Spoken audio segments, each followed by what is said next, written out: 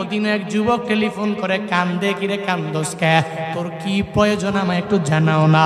যুবক আমায় বলে, হুজুর 5 বছর লাগাই একটা মাইয়ার সাথে প্রেম করলাম, কিন্তু কপাল বড় খারাপ, ওই মাইয়াটারে তো আর পাই নাই। হায় হায় কেমন হয়ে গেল হুজুর, মনটায় চায় আর দুনিয়ায় থাকতাম না, নিজের জীবনটা নিজেই দিয়ালাম। হুজুর আপনি বলেন একটা সলিউশন আমাকে দিয়া দেন না হুজুর। না রে না, একটা বিপদে মুসিবতের মধ্যে তুমি পড়ে গেলা, মনে রাখবা আল্লাহ পাক তোমাকে অন্য একটা বড় বিপদ থেকে বাঁচানোর জন্য আল্লাহ তোমাকে একটা বড় পরীক্ষা তোমাকে আমাকে দিয়া দিলেন। তোর যেই মাইয়ার সাথে তুই প্রেম করো, ওই মেয়ে তোমার জন্য ভালো না, বিদায় আল্লাহ তোমারে দেয় না। আর যদি ভালো হইতো তোমার কপালে অটোমেটিক আমার আল্লাহ জুটা দিত, অটোমেটিক ওই মাইয়ারে পাইয়া যাইতা। প্রেম করে যতটা বিয়া, ওই পরিবারের মধ্যে শান্তি হয় না রে যুবকেরা। কষ্টিন কালেও ওই পরিবারের মধ্যে সকিনা আসে না, রহমত আসে না। পুরা পরিবারের মধ্যে দাম্পত্য জীবনে বিন্দু মাত্র পরিমাণ সুখ হয় না। আমার নিজের চোখে যতগুলা দেখেছি, 2 বছর যাওয়ার পরে স্বামী স্ত্রী ঝগড়া করে, এরপরে তালাক। মা বাবা এত কষ্ট করে মায়া করে তোকে বড় করলেন যুবকেরা, ওই মা বাবার কথা মেনে মা বাবা যারে বলে পছন্দ হলে বলবা ইয়েস, না বললে না। মা আমার এটা লাগবে, মা বাবার মাধ্যমে পরিবারের মাধ্যমে বিয়া করো, তাহলে অটোমেটিক পরিবারের মধ্যে বরকত হয়ে যাবে। হে আমার যুবক ভাইয়েরা, ওই জান্নাতি আর জাহান্নামীদের মাঝে পার্থক্য হলো 1 নম্বরে নামাজ। জান্নাতীরা নামাজ ছাড়বে না, আর জাহান্নামীরা ভুলেও মোটেও নামাজের ধারে কাছে যাইবে না। তো দুনিয়াবি লাইনে অনেক পরিমাণ ফায়দা নামাজের মাধ্যমে পাওয়া যায়। দুনিয়াবি লাইনে যারাই নামাজ পড়বে আল্লাহ বিপদ থেকে বাঁচায়া দিবে। আমি প্রায় জায়গায় গেলে নামাজের ব্যাপারে ইন্সপায়ার করার জন্য ঘটনা বলি। বনি ইসরাইলের মাঝে এক আল্লাহর বান্দা, কুফা নগরের মধ্যে এক আল্লাহর বান্দা ছিল কুলি। ওই কুলির কাজ হলো এক বাজার থেকে আর এক বাজারে রওনা হয়ে যাওয়া, আর এক বাজার থেকে মাল বুঝাই করে করে আর এক বাজারে নিয়ে যাওয়া। এটাই তো কুলির কাজ। কুলি মালগুলো বুঝা করবে, এক বাজার থেকে আর এক বাজারে নিয়ে যাবে। ওই কুফা নগরের কুলি, যদিও কুলি মানুষ, এরপরেও বড় আল্লাহওয়ালা। যদিও কুলি নামাজি, রোজাদার, বড় নেক আমল কর্মেওয়ালা। আমগো সমাজেও অভাব নাই, যারা গরিব মানুষের পরেও নামাজ পড়ে, গরিব হওয়ার পরেও রোজা রাখে, নেক আমল করে। এমন ব্যক্তি আমাদের সমাজে আছে না? না নাই? এই বান্দার টাকা নাই, বাড়ি নাই, গাড়ি নাই, কোনো কিছু নাই, কিন্তু এরপরেও এই বান্দার অন্তরের মধ্যে আমার আল্লাহর ভয়। 5 বেলার নামাজ বান্দা আদায় করে, গরিব মানুষ, এরপরেও আমার আল্লাহকে ভুলে যায় না। আল্লাহর ওই বান্দা নামাজি, রোজাদার, বড় বিশ্বস্ত হওয়ার কারণে এলাকার সব বাজারের ব্যবসায়ীরা মিলে মিলে তাকে বলে, তুই বড় বাজার থেকে পূজা করে আইনা মাল দিবা। তার হাতে অনেকগুলো টাকা পয়সা দিয়া দেয়, ভয় করে না, কারণ জানে ও নামাজি কশিন খেলো আমাদের টাকা মারতে পারবে না। কিন্তু আমগো সমাজে যারা অনেক পরিমাণ ধনী, বড় টাকাওয়ালা, এদের কাছে মানুষ ভয়েও টাকা দিতে চায় না। কারণ ধনী যারা, এরা বলে আরো লাগবে, আরো লাগবে, লাখ টাকার মালিক আরো কোটি টাকার মালিক হওয়া লাগবে। এ দুনিয়াতে হায় সে বেশি চায়, যার আছে বুড়ি বুড়ি। রাজার হস্ত করে সমস্ত কাঙ্গালের ধন চুরি, রাজারাই কাঙ্গালের ধন চুরি করে।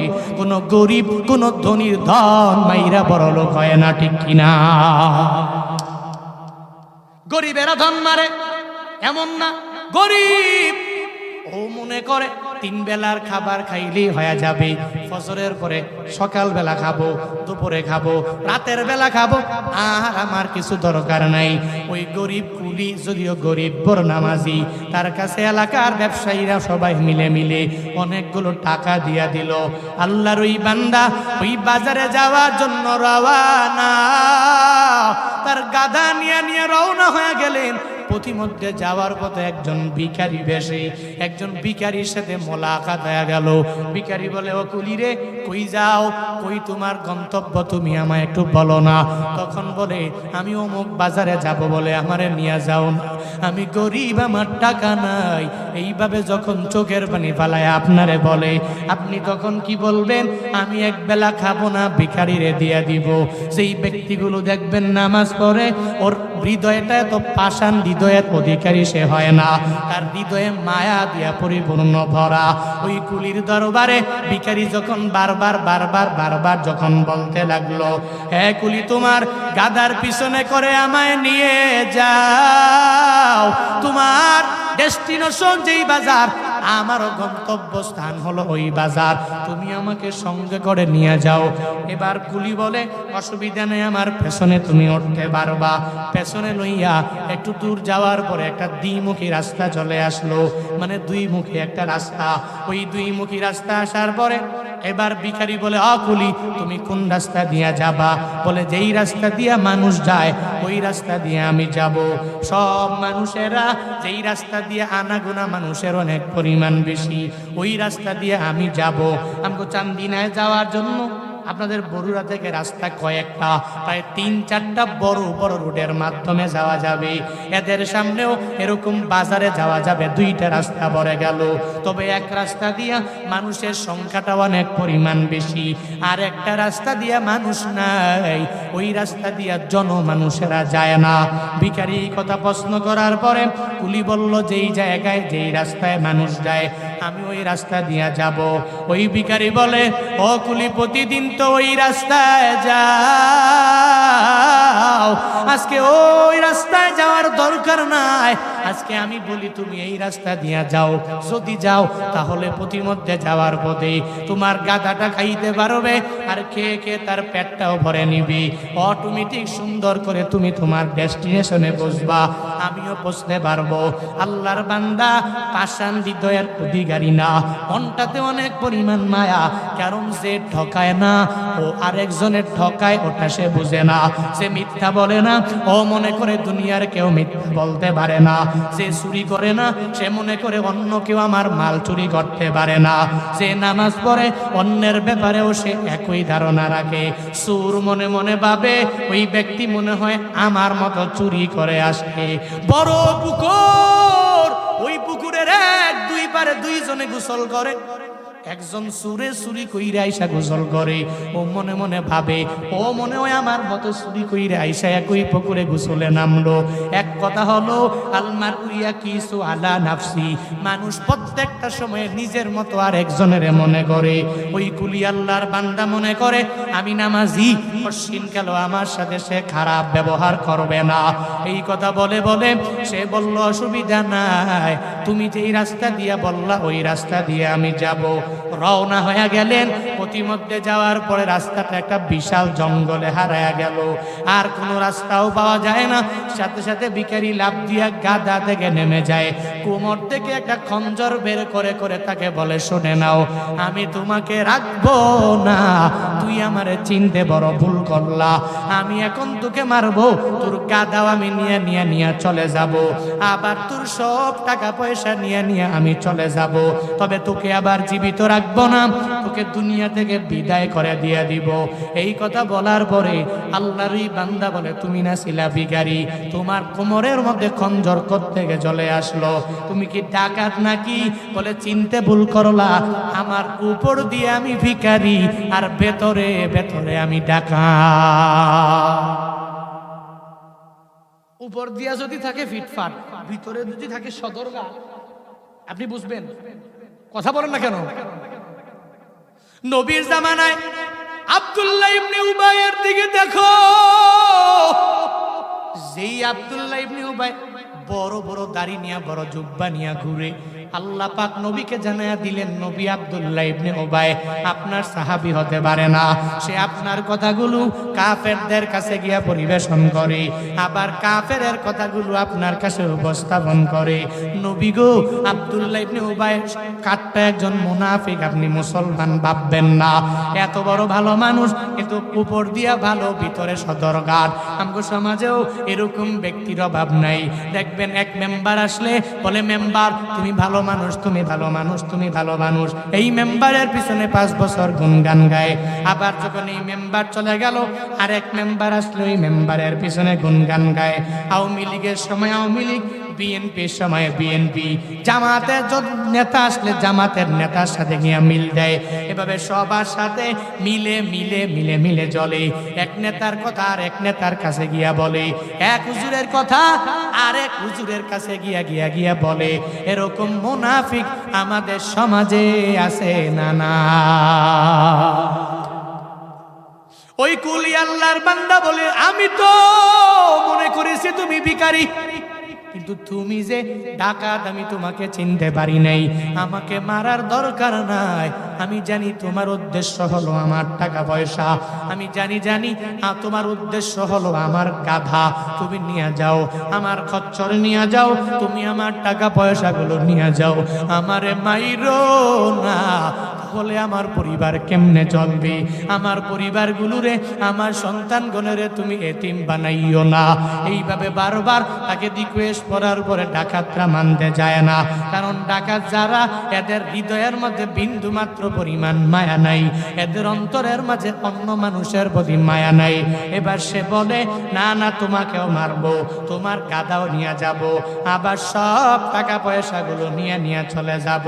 বলে, মারবা যেহেতু আমাকে 2 রাকাত নামাজ পড়ার সুযোগ দাও। বলে, কি বলো, নামাজ পড়ে কি তোমার অনেক বড় ফায়দা হবে নাকি? বলে, ফায়দা হবে কি হবে না ওটা আমার আল্লাহ বুঝবে, তোমার বুঝার কোনো দরকার নাই। বলে, আমার দরবারি থেকে, আমার খঞ্জর থেকে এই যে লাশগুলো তাকায়া দেখ, একটা লাশও তাদের নামাজ তাদেরকে বাঁচাইয়া রাখতে পারে নাই, তোমাকেও পারবে না। নামাজ পড়ে বিন্দু মাত্র পরিমাণ কোনো ফায়দা হবে না। আল্লাহর ওই বান্দা বলে, আমাকে নামাজের সুযোগটা দাও। ওই বান্দা নামাজের মুসল্লায় দাঁড়ায় আমার মাওলার দরবারে বলতে বারবার বারবার বলতে লাগলো, হে মালিক, আলহামদুলিল্লাহ সূরাটা পরে পরে কোনো আয়াত মনে আসে না। ওই সময়ে ওই নামাজের মুসল্লায় দাঁড়ায় আল্লাহর কাছে বলে, আম্মাই ইউজিবুল মুস্তার। একটা আয়াত মনে পড়ে গেল, আম্মাই ইউজিবুল মুস্তার, আম্মাই ইউজিবুল মুস্তার। বারবার এই আয়াতটা আমার মাওলার দরবারে দাঁড়াইয়া নিজের মুসল্লায় দাঁড়ায় আল্লাহর কাছে বলে, হে মালিক, আমি জানি আমি বড় বিপদগামী গো মালিক, আমি জানি এই বড় বিপদ থেকে তুমি আমাকে বাঁচায়া দিতে পারবা। কারণ বিপদগামী বান্দারা যখন বড় বিপদে পড়ে যায়, মুসিবতে পড়ে যায়, তাদেরকে দুনিয়ার কোনো বান্দা বাঁচাতে পারে না। আল্লাহ তুমি নিজে আমাদেরকে বাঁচাইয়া দিতে পারো। এই ডাকাতের কবল থেকে আমি নিজে একা বাঁচতে পারবো না, তোমার হেল্প লাগবে। আমার আল্লাহর দরবারে বারবার যখন আল্লাহকে ইউজিবুল মুস্তার এটা বলে যখন আমার আল্লাহরে ডাক দেয়, আমার আল্লাহর দরবারে ওই কুলির ডাকটা বড় পছন্দ হয়ে গেছে। আল্লাহ পাক বলেন, ওয়া কানা হাক্কান আলাইনা নাসরুল মুমিনিন। মুমিন যখন বিপদে পড়ে যায়, মুসিবতের মধ্যে পড়ে যায়, ওই মুমিনকে হেল্প করা আমি আল্লাহর জন্য ওয়াজিব হয়ে যায়। আল্লাহ পাক ফেরেশতা পাঠাইলেন, ও ফেরেশতা চলো, আমার এই বান্দাকে বাঁচানোর জন্য আমি আল্লাহ নিজেই তো ওয়াদাবদ্ধ হয়েছি। যাও একটা ঘোড়ার মধ্যে ঘোড় সওয়ার হয়ে তুমি চলে যাও, ওই ঘোড়ায় উঠে দৌড়াও, আর ওই ডাকাতটাকে দুনিয়া থেকে বিদায় করে আমার কুলিকে তুমি ডাকাতের কবল থেকে বাঁচায়া দাও। আল্লাহ পাকের অর্ডার পাইয়া এক ফেরেশতা একটু পরে চলে আসলেন, ঘোড়ায় আরোহণ করে আসার পরে ওই ঘোড়সওয়ারি বান্দাটা সাথে সাথে সাথে ওই ডাকাতটাকে তরবারি দিয়ে আঘাত করতে দেরি, এই দেহ থেকে গর্দানটা আলাদা হতে দেরি নাই, আর গর্দান জমিনে পড়তে দেরি, পুরা বডিটা জমিনে পড়তে দেরি। আল্লাহর হুকুমে ওই জমিন থেকে আগুন বের হতে দেরি না। সুবহানাল্লাহ কইবেন না? সাহায্য কার সাহায্য? আল্লাহ পাক সাহায্য পাঠালেন, সাথে সাথে ডাকাতটা দুনিয়া থেকে বিদায় নিয়ে চলে গেল। কুলি আল্লাহর বান্দা সিজদায় পড়ে গেল আল্লাহ পাকের দরবারে। ও তো জানে দুনিয়ার কোনো বান্দা বাঁচায় নাই, আমার আল্লাহ এত বড় বিপদ থেকে আমাকে বাঁচায় দিলেন। কুলি তো ভালো করেই জানে। ও আলহামদুলিল্লাহ বলে বলে সালাম ফিরাইয়া যখন দৌড়াইয়া রওনা হয়ে গেলেন, ওই ব্যক্তির পরিচয় এটা তো আমার লাগবে। কোন ব্যক্তির পরিচয়? সে এত বড় বিপদ থেকে আমাকে বাঁচাইয়া তার ঘোড়ায় আরোহণ করে করে সে কোন দিকে দৌড়াইয়া যায় তাকে আমার জানা লাগবে, তাকে একটু আমার চিনে রাখা লাগবে। নামাজ শেষ করে কুলি দৌড়ায়, ও ঘুড়সওয়ারকারী কই, রওনা হয়ে যাও। তুমি কে কে, তোমার পরিচয় আমায় দাও, তোমার পরিচয় দিয়া দিও। এরপরে যেই জায়গায় যাবা ওই জায়গায় যাও, কোনো অসুবিধা নাই, পরিচয়টা আগে একটু দিয়া যাও না।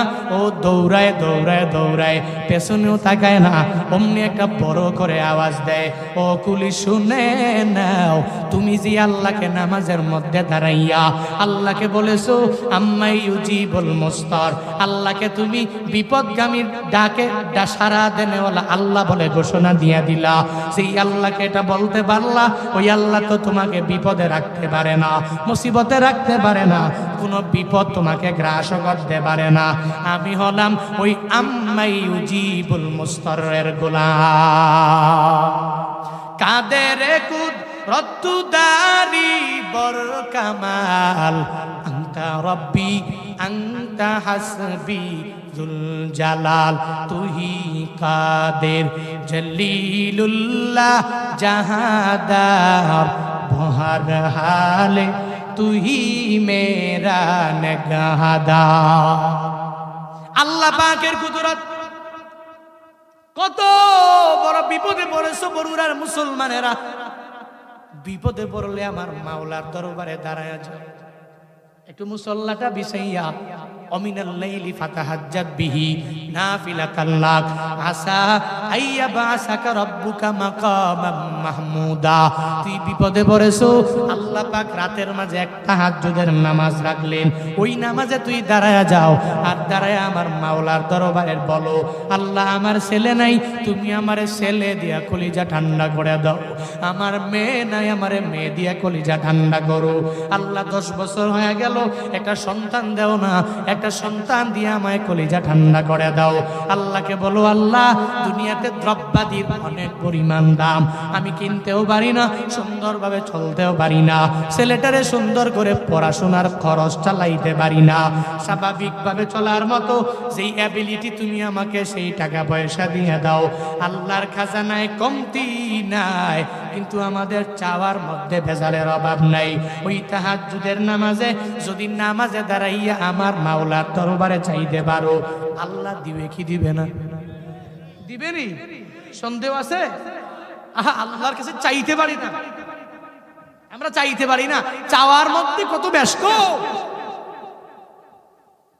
চাওয়ার মতো চাও বড়ুরার মানুষ, চাওয়ার মতো চাইতে পারলে আল্লাহ তোমাকে অনেক পরিমাণে বাড়ায়া দিবে। কেমন দিয়া দিবে? আল্লাহ পাক যুগে যুগে সবাইরে দিয়া দিলেন, আল্লাহ পাক বড় কামিয়াবি বানালেন। বলতেছিলাম জান্নাত আর জাহান্নামের মাঝে, জান্নাতি আর জাহান্নামীদের মাঝে পার্থক্য হলো প্রথমত নামাজ। জান্নাতীরা নামাজ পড়বে, জাহান্নামীরা নামাজ পড়বে না। প্রশ্ন করার পরে 1 নম্বরে উত্তর দিয়া দিল, আমরা নামাজি ছিলাম না। এরপরে এরা বলবে, কেন তোমরা জাহান্নামের মধ্যে আসলা? এরা বলবে, ও জান্নাতীরা, আমরা দুনিয়াতে মিসকিনদেরকে দাঁড়ায়া দিতাম, ভিখারি যখন আমাদের দুয়ারের সামনে হাজির হয়ে যেত, আমরা ভিখারিকে ভিক্ষা দিতাম না, আমরা ধমক দিয়ে দাঁড়ায়া দিতাম, এ বান্দা ভিখারিকে ধমক দেওয়া যাবে না। ভিখারি যদি দুয়ারের সামনে এসে হাজির হয় আর তোমাকে যদি বারবার বলে, এ বান্দা তুমি আমার একটা টাকা দাও না, এই টাকা নিয়ে নিয়ে আমি বাড়ি যাব, আমার সংসারটা কোনো রকম আমি চালাবো। ভিখারি যদি আইসা বলে, একটা বারের জন্য ধমক দিয়া তাড়ায়া দেওয়া যাবে না। জাহান্নামীদের দোষ হলো এরা ভিখারি এতিম মিসকিন দেখতে পারে না।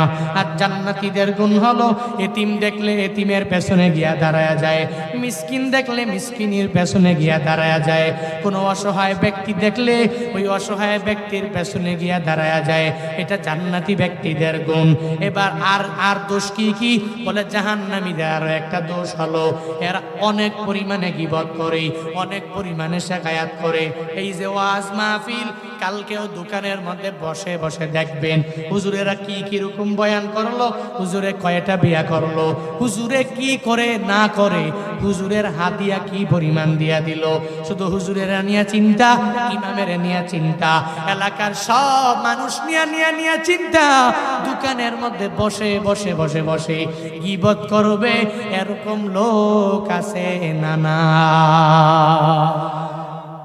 জাহান্নামীদের দোষ হলো ওরা গীবত করবে না, এরা গীবত করতে পারে না, এরা অন্যের দোষ নিয়ে ঘোরাঘুরিও করতে পারে না। এটা জাহান্নামীদের দোষ। জান্নাতীদের গুণ হলো ও গীবতের ধারে কাছেও যাবে না। হে বান্দারা, জান্নাতে যদি যেতে যাও তাহলে গীবতের ধারে কাছেও যাওয়া যাবে না। আর জাহান্নামীদের দোষ কি? এরা আখিরাতের লাইনে কোনো বিশ্বাস করে না, আখিরাতে কোনো চিন্তা এদের মাঝে নাই। এজন্য এরা নামাজও পড়ে না, রোজাও রাখে না, আমলও করে না। এরা মনে করে আখিরাত বলতে কোনো জিনিস নাই, আল্লাহ বলতে কোনো আল্লাহ নাই, আখিরাতে যাওয়া লাগবে ওই in the day of judgment, ওইটা বলতে দুনিয়া কিছু হবে না। এই চিন্তা নিয়ে যারা জাহান্নামী এরা চলে, এই কারণে এরা জাহান্নামী হবে। জান্নাতি ব্যক্তিদের গুণ হলো এদের চিন্তা থাকবে আমার আল্লাহর দরবারে দাঁড়ানো লাগবে, নাকি লাগবে না? লাগবে নি? কি মনে হয় কি লাগবে নি? আল্লাহর দরবারে একদিন যাওয়া লাগবে, নাকি কেউ বাঁচবো যা বলবো যে ধরেন 1 কোটি টাকার বান্ডেল একটা দিলাম, একটা চেক দিলাম, ব্যাংক থেকে উঠে আল্লাহ মাত্র আনছি, মাত্র ধরেন না, যদি ডান হাতে আল্লাহকে দিয়া দেই আর যদি কই যে আমার জান্নাত দিয়া দেন, হিসাব বেশি করার দরকার নাই। আল্লাহ কি এমন রব? হ্যাঁ, এটা তো আমগো আদালতে চলে, মানুষের আদালতে চলে। মানুষের আদালতে টাকা পয়সার মাধ্যমে 7 খুনের খুনিও টাকার পেছনে অটোমেটিক মাফ হয়ে যায়। ওমা, এর মতো ভালো আর কেউ নাই, এলাকার কিছু লোকের পিছে ঘুরে আর কয়েকই দেখছুনি, এর মতো ভালো হইতেই পারে না, অথচ গোপনে গোপনে রাতের বেলা জেনা করেছে। এলাকার সবাই জানে একটা ব্যক্তি গরিব হওয়ার কারণে ওর ধন দৌলতের পাওয়ার বেশি, কিচ্ছু বলতে পারে না। মানে 7 খুন মাফ যদি থাকে টাকা, কিন্তু আল্লাহর দরবারে এই চেক চলে না, এই ব্যাংক চলে না, এই টাকা চলে না। আল্লাহর হিসাবের কাঠগড়ায় যেদিন দাঁড়াবে, আল্লাহ ওই দিন হবে। আলাইসাল্লাহু বিয়াহকামিল হাকিমিন, সূরা 3 লাস্ট নাম্বার আয়াত। আল্লাহ পাক বলেন, আমি আল্লাহ কি আহকামুল হাকিমিন নই? আমাকে সর্বোচ্চ লেভেলের আদেল পাবি। জাররা থেকে জাররা পরিমাণ গুনাহ করেছো পাবা, জাররা থেকে জাররা পরিমাণ ভালো কাজ করেছো ওইটাও পাবা। আমি আল্লাহর দরবারে সব কিছুই ঠিকঠাক আছে, তুই যতই কিছু করো, ডান বাম করার চেষ্টা করো, আমি আল্লাহর দরবারে একদিন আসা লাগবে। কিন্তু যারা জাহান্নামী, এদের দোষ হলো এরা চিন্তা করে কুন্না নুকাজ্জিবু বিয়াউমিদ্দিন। ওদিন জাহান্নামীরা বলবে, আমরা দুনিয়া থাকা অবস্থায় এই যে একটা আখিরাত হবে, এই চিন্তা আমাদের ছিল, আমরা এগুলো মিথ্যা প্রতিপন্ন করতাম, যার কারণে আজ আমরা জাহান্নামী, তোমরা চলে গেলা জান্নাতে। হায় হায় কপাল পোড়ারা, জান্নাতে যাইতে হলে 4 গুণে গুণান্বিত হওয়া লাগবে। 4 গুণে গুণান্বিত হওয়া লাগবে কেমনে? 1 নম্বরে গুণ লাগবে কোনটা? নামাজ। কি লাগবে? নামাজ লাগবে না? লাগবে নি? নামাজ কায়েম করো, সালাত কায়েম করো, হবে সম্মানী তুমি, হবে জান্নাতি তুমি, হবে সম্মানী তুমি, হবে জান্নাতি তুমি। দেবে কাল হাসরে শীতল ছায়া আর সে আজিম, রব্বিয়াল আলা রব্বিয়াল আযীম সবাই রব্বিয়াল আলা রব্বিয়াল আযীম সালাতে কায়েম করো সালাতে কায়েম করো সালাতে কায়েম করো সালাতে কায়েম করো হবে সম্মানী তুমি হবে জান্নাতি তুমি হবে সম্মানী তুমি হবে জান্নাতি তুমি দেবে কাল হাসরে শীতল ছায়া আর সে আজিম রব্বিয়াল আলা রব্বিয়াল আযীম রব্বিয়াল আলা রব্বিয়াল আযীম মুমিন তুমি সালাত তোমার মস্ত পরিচয় দুনিয়া তোমার আজকে আছে কালকে হবে লয় মুমিন তুমি সালাত তোমার মস্ত পরিচয় দুনিয়া তোমার আজকে আছে কালকে হবে লয় আজকে রুকু সিজদা করো নিজ পরিচয় আকেরে ধরো আজকে রুকু সিজদা করো নিজ পরিচয় আকেরে ধরো তবেই তো মুমিন সালাত তোমার সঙ্গে রাখো রঙ্গে মাখো তবেই তো মুমিন রব্বিয়াল আলা রব্বিয়াল আযীম রব্বিয়াল আলা রব্বিয়াল আযীম সালাত কায়েম করো সালাত কায়েম করো সালাত কায়েম করো সালাত কায়েম করো হবে সম্মানী তুমি হবে জান্নাতি তুমি হবে সম্মানী তুমি হবে জান্নাতি তুমি দেবে কাল হাসরে শীতল ছায়া আর সে আজিম রব্বিয়াল আলা রব্বিয়াল আযীম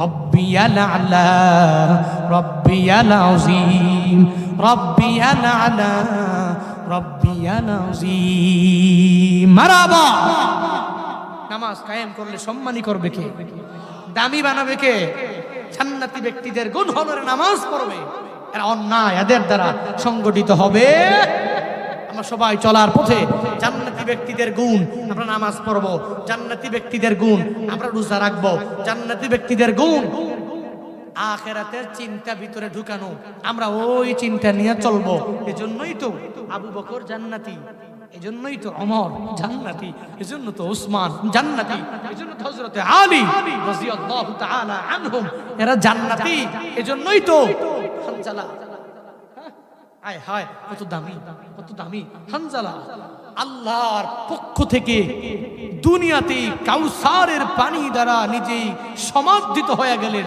এজন্যই দামি এজন্য দামি হযরত বিলাল কালো কি রকম কম না বেশি হ্যাঁ এরকম কালো বাংলাদেশে মনে হয় নাই এত কালো হাবাসীদের চাইতে কালো এত কালো আহা যদিও কালো কিন্তু রবের কাছে বড় দামি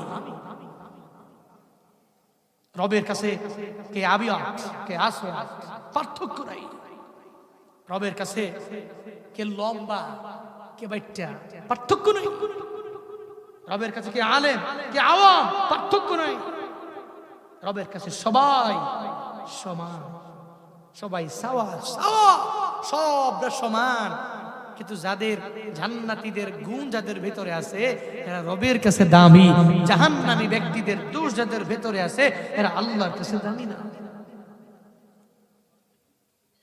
যেই হযরতে হানজালা অনেক পরিমাণ দামি হয়ে গেলেন কি পরিমাণ দামি হানজালা নিজের তাজা রক্তগুলো জমিনের মধ্যে বিলীন করে দিলেন আল্লাহর কাছে দামি হয়ে গেলেন আমার নবীর দরবারেও কি পরিমাণ সমাদৃত হয়ে গেলেন নবী হানজালার জন্য নিজেই দোয়া করেছেন আল্লাহর দরবারে হানজালার ব্যাপারে নবী দোয়া করলেন হানজালা আমার আল্লাহর কাছ থেকে কাউসারের পানি দ্বারা দুনিয়াতে সমাদৃত হয়ে গেলেন কেন দামি হইলেন কারণ এরা জান্নাতি ব্যক্তিদের গুণ নিয়ে এরা চলাফেরা করে আমার নবীর প্রেম নিয়ে চলে নবীর সুন্নতের উপরে আমল করে আবার তাজা রক্তগুলো জমিনের মধ্যে বিলীন করে দেয় এমন কোন লোক নাই যেই হানজালার কাহিনীর ব্যাপারে জানো না হানজালা উহুদের ময়দানে নবী যাওয়ার জন্য বারণ করলেন নবী রুখসত দিয়া দিলেন হানজালা আজকে জিহাদের ময়দানে তোমার যাওয়া লাগবে না যাও যাও ও হানজালা আজকে বাসর রাত উদযাপন করো ওই ঘরের মধ্যে তুমি যায় আনন্দ করবা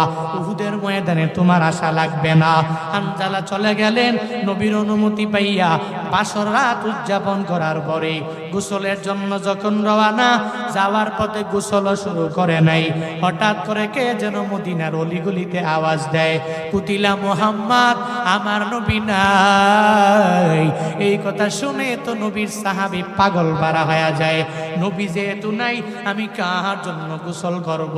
এই চিন্তা নিয়ে হানজালা দৌড়াইয়া যায়, গোসল করে নাই, দৌড়াইয়া বিবির কাছে যায়, বলে ও বিবি আমার তরবারিটা দাও। বলে তুমি গোসলের জন্য গেলা কেন, তরবারি খুঁজো, তরবারি কেন লাগবে?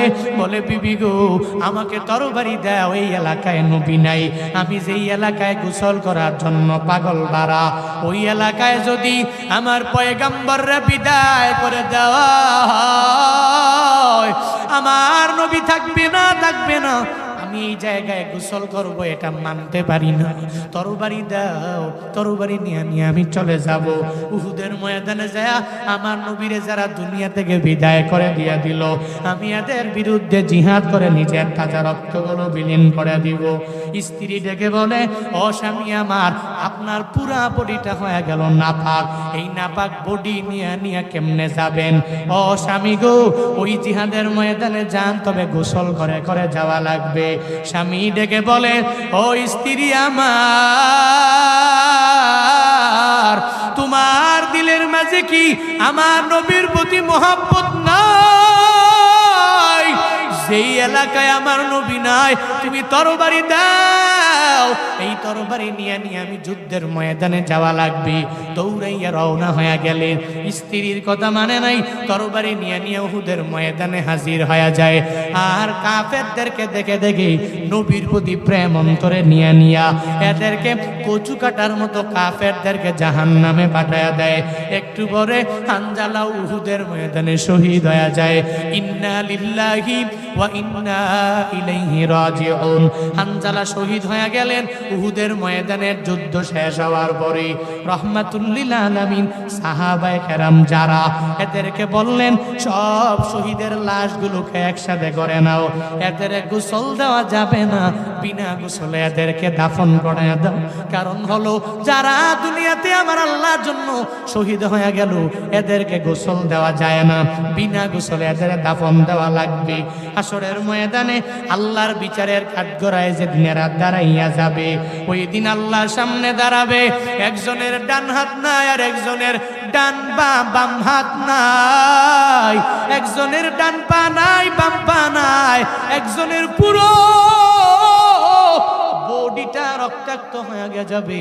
এমন হালাতে আমার মাওলার দরবারে উঠবে, আল্লাহর সামনে দাঁড়াবে। আল্লাহ ওই দিন বলবে, এ বান্দা তোমার হাত কই, তোমার পা কই, তোমার বডি রক্তাক্ত কেন?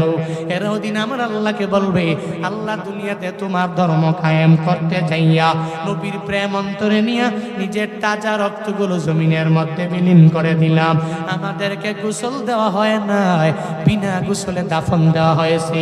আজকে রক্তাক্ত হালাতে আল্লাহ তোমার দরওয়াজায় হাজির হয়ে গেলাম। নবী সবাইকে আদেশ দেওয়ার পরে একটু পরে একটা মহিলা পর্দা সহকারে দৌড়াইয়া নবীর দরবারে হাজির হয়ে যায়। আয়েশা বলে, ও পয়গম্বর, আপনি সবাইকে বিনা গোসলে দাফন দিবেন, তবে আমার একজন স্বামী আছে, ওই স্বামীর নাম হলো হানজালা। নবী গো, আপনি রুখসত দিয়েছেন, এরপরেও রুখসতটা মানে নাই, তাজা রক্তগুলো জমিনে বিলীন করে দেওয়ার লক্ষ্যে আপনি যে এলাকায় নাই, সে ফরজ গোসলটা পর্যন্ত করতে পারে নাই, রক্ত বিলীন করে দেওয়ার জন্য তরবারি নিয়ে চলে আসছে গো নবী। তাকে বিনা গোসলে দাফন দেওয়া যাবে না, আগে গোসল দিবেন, এরপরে দাফন কার্যগুলো সম্পাদন করবেন। নবী আমার বলে, ও সাহাবায়ে কেরাম, যাও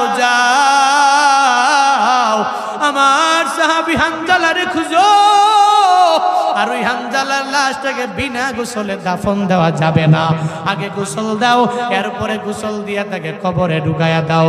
হানজালার লাশ খুঁজে সাহাবায়ে কেরাম পায় না, অনেক চেষ্টা করেও পাওয়া যায় না, সব লাশগুলো এক করে খুঁজতে লাগলেন, কেউ পায় না। ওই এমন একটা পর্যায়ে হানজালার লাশ যখন পাওয়া যায় না, আল্লাহ পাক বলেন, জিবরাইল দৌড়াও আমার নবীর কাছে যাও আর নবীকে গিয়া গিয়া জানায়া দাও হানজালার লাশ দুনিয়ার কোনো পানি দ্বারা গোসল হবে না। এই হানজালার লাশ তো উহুদের ময়দানে পাওয়া যাবে না। আমার নবীকে গিয়া জানায়া দাও সেই হানজালা আমি আল্লাহর প্রেম নিয়া নবীর প্রেমের সাগরে ডুব দিয়া নিজের তাজা রক্তগুলো বিলীন করে দিতে দ্বিধা করে নাই। ওই হানজালার গোসল দুনিয়ার কোনো পানি দ্বারা হয় নাই। আসমানে নিয়ে এসেছি ওই ফেরেশতাদের মাধ্যমে। আসমানে হানজালার গোসলটা কাউসারের পানি দ্বারা দেওয়া হয়েছে। কান্দিয়া বে কুলরে হানজালা শহীদ রে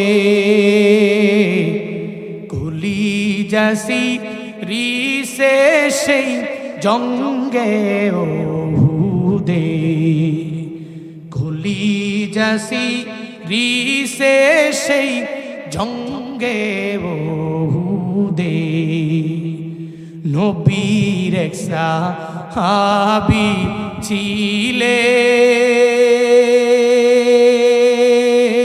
ছিলেন হানজালা নামেতে। তিনি শহীদ হয়েছিলেন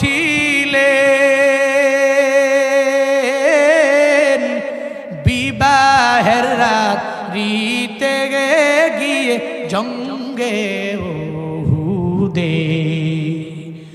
নবীর ডাকে গভীর রাতে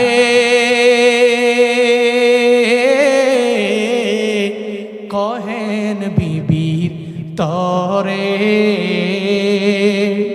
বিয়ের রাতে চলছি রনে বিদায় দেওয়া মারে রে যাব জঙ্গে ওহুদে। হাত তুলে স্ত্রী বলে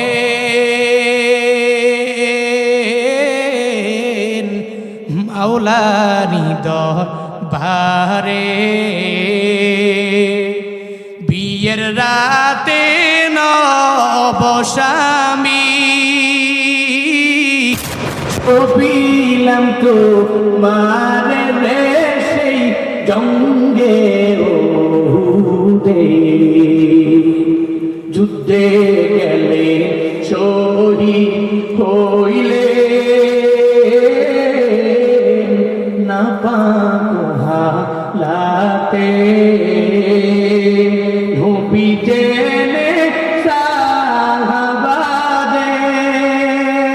সাহাবাদের গোসল দিতে বলে রে সেই জঙ্গে ওহুদে। উম্মি গাইবি আওয়াজ নবীজি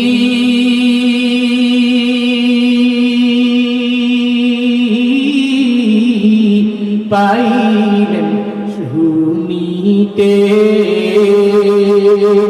হানজালার গোসল হয়েছে ফেরেশতাদের হাতে রে জান্নাতের পানিতে কান্দিয়া বে কুলরে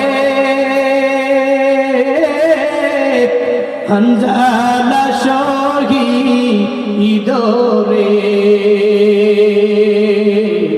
কলিজাসি রিসে সেই জঙ্গে ওহুদে কলিজাসি রিসে সেই জঙ্গে ওহুদে কলিজাসি রিসে সেই জঙ্গে ওহুদে। নবীর জন্য কি পরিমাণ পাগল পাড়ারা। তাজা রক্তগুলো বিলীন করে দিতে পারলে নিজেকে সার্থক মনে করে, সফল মনে করে, নিজে প্রাউড ফিল করে। জান্নাতীদের গুণ এদের মাঝে। আজকে আমরা ইসলাম পাইলাম রেডিমেড, রেডিমেড একটা কাপড় গেলাম, এই লিয়ে গেলাম, জুব্বাটা কিনলাম, চলে আইলাম, বানায় রাখছি রেডিমেড, প্রত্যেকের মাপে মাপে। শার্ট কিনেন আপনারা, শার্টও তো রেডিমেড পাওয়া যায় না, সুন্দর সুন্দর শার্ট, সুন্দর গেঞ্জি পাওয়া যায় বিভিন্ন জায়গায়। সুরভ টপ 10 ঢুকেন, ওখান থেকে কিনেন, রায়মন্ডে কিনেন, ঢুকেন, ওখান থেকে কিন রেডিমেড। এই রেডিমেড বানায় রাখছেন, নিয়ে চলে আসতেন, নিজে বানানো একটা রেডিমেড আরেকটা রেডি করে রাখছেন। আপনি গেছেন তৈরি করা নিয়ে চলে আসছেন, মগর হাতের বানানো যেটা, রেডিমেড বানানো যেটা, এটা সমান সমান নাকি? ওদিনও এক জুব্বা কিনছি, জুব্বা পরে দেখি রেডিমেড, এর ডানে গেছে এদিকে, বামের এই এদিকের এই শুকায় পড়ছে, জুব্বা গেছে এদিকে, এ দেখা যায় আমার হনুমানের মতো। কি পড়ছি বাদ দেও, ওই আগিলা কত ভালো আছে, এগুলাই ঠিক আছে। যে হ্যাঁ বলি তুই বানায় দাও, হ্যাঁ বানায় দে। আমি জাকির ভাই যদি বানায় নাকি, জাকির ভাইও বানায়, জুব্বা টুব্বা মাপ টাপ সুন্দর করে রেডিমেড না, এজ এ মাপ দেয় সুন্দর করে, তার মাপ অনুযায়ী বানায়। আমি ইসলাম আমরা পাইছি রেডিমেড, এরা সুন্দর করে বানায় টানায় দিয়ে গেছে, এখন খালি এসে গাও দিয়া কই আমি মুসলমান। না বাবা, একটু মুসলমান হওয়ার জন্য জান্নাতি ব্যক্তিদের গুণে নিজেকে একটু সাজানো লাগবে, গুণান্বিত করা লাগবে। জান্নাতি ব্যক্তিদের গুণ নামাজ, গরিব ভিখারীদেরকে সাহায্য। জান্নাতি ব্যক্তিদের গুণ হলো গীবত মুক্ত কথাবার্তা। জান্নাতি ব্যক্তিদের গুণ হলো আখিরাতের প্রতি অগাধ বিশ্বাস। এই 4 গুণে নিজেকে গুণান্বিত বানাবো, পারবো ইনশাআল্লাহ, পারবো ইনশাআল্লাহ। আল্লাহ পাক আমাদের সবাইকে সেই তৌফিক দান করুক। সকলে পড়ি আমিন, আরো জোরে পড়ি আমিন।